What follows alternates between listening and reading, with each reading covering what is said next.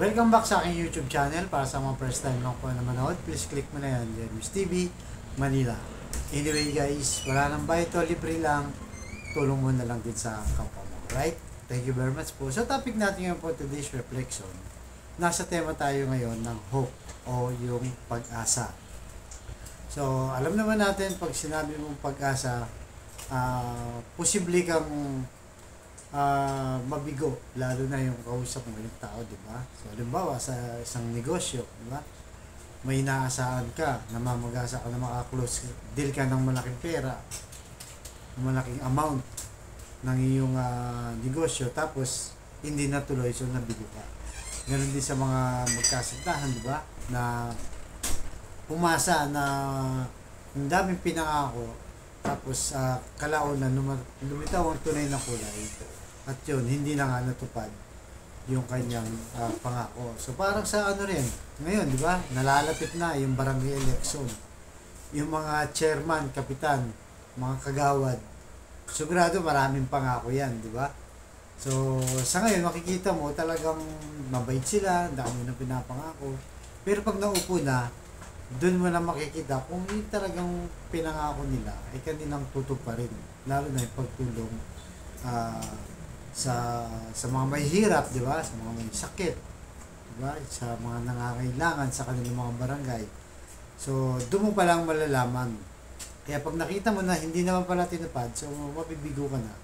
Yung pag-asa mo nawala.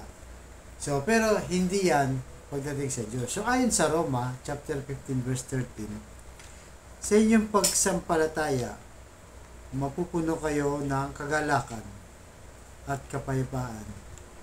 Gagawin ito sa inyo ng Diyos ng pag-asa upang sumagana kayo sa pag-asa sa pamamagitan ng kapangyarihan na banal na Espiritu. So yun guys, napakalinaw, napakaganda ng mensahe. So kung sa Diyos tayo mananampalataya, punong-puno, mapupuno tayo ng kagalakan at kapayapaan dahil hindi ito napapako. Sa lahat ng kanyang pinangako, lahat natutupad. At sa pamamagitan ng kanyang kapangyarihan ay mapupuno tayo ng pag-asa. So, kanino ka ba talaga nananampalataya? Yan ang mga tanong, di ba? Minsan, sumasampalataya ka mismo sa sarili mo. Lalo na kung marami ka ng achievement sa buhay. Marami ka ng lote, di ba? Marami ng sasakyan, ari-arihan. Marami ka ng malaki na yung savings mo sa bangko. So, minsan, sarili mo na lang ang sinasampalataya mo. Sa tingin mo, lahat nasa iyo na. Pero dapat isipin mo na limitado ka rin. Kung halimbawa, sagana ka naman sa ibang bagay, kagaya ng material, yun na, yung property, hindi naman masama yun, okay lang. Pero kung gagawin mo, nasasampalatayan mo na yun, at makakalimutan mo na may Diyos, doon ka na magkaka-problema, di ba? O kaya naman, sa sistema, di ba? Sa sistema ng halimbawa, sa sistema natin sa gobyerno, di ba? Sumasampalataya ka doon sa nakaupo.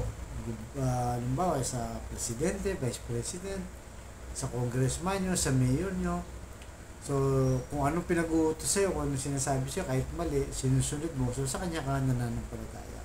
Pero ang tanong dyan, paano pag nawala na sila sa pwesto? Kasi alam naman natin, hindi naman yung forever, di ba? May mga limit din ng terms nila.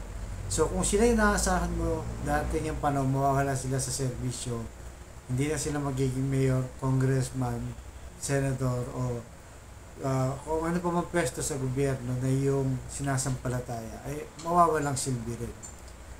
Ihinto na ang mundo mo. So, wala kang ibang sasampalatayan, kundi ang Diyos. Dahil ang Diyos, talagang habang buhay, habang nabubuhay ka naman ng palataya ka lang, at hindi ka niya pababayaan. So, pag sinabi mo kasi pag-asa, di ba? Ito yung pag-asa na hindi mo naman siya nakikita, pero naniniwala ka na mangyayari at yung taong nangako sa iyo, o yung lalo na sa Diyos ang nangako sa iyo, inaasahan mo na gagawin niya yung kanyang pinangako. So, kung wala si Lord, siyempre, wala rin yung mga successful mo sa buhay. So, yung mga successful natin, yun ang ialay natin. Pag dumating yung panahon na nasa iyo ng lahat, di ba? Kapangyarihan, kayamanan, yung yung marami ka ng negosyo. So, halos nasa iyo na lahat.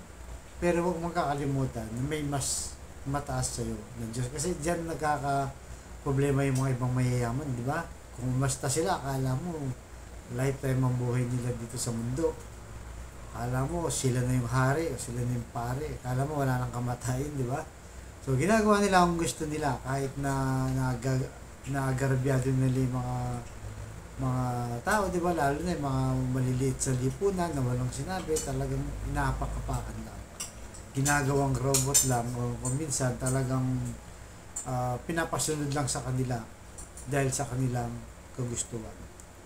So, yun po sana ating ipagdasal na sana ay lagi natin isipin na limit lang o limitado lang ang buhay natin dito sa mundo at may mas makapangyarihan sa atin. Tayong lahat na tao dito, journey lang to. Darating yung araw, mawawala din tayo dito. Kaya yun po ang panghawakan natin. Yung pangako at yung pananampalataya sa Diyos. Yun lang ang tayong pwede natin panghawakan hanggang sa kabilang buhay.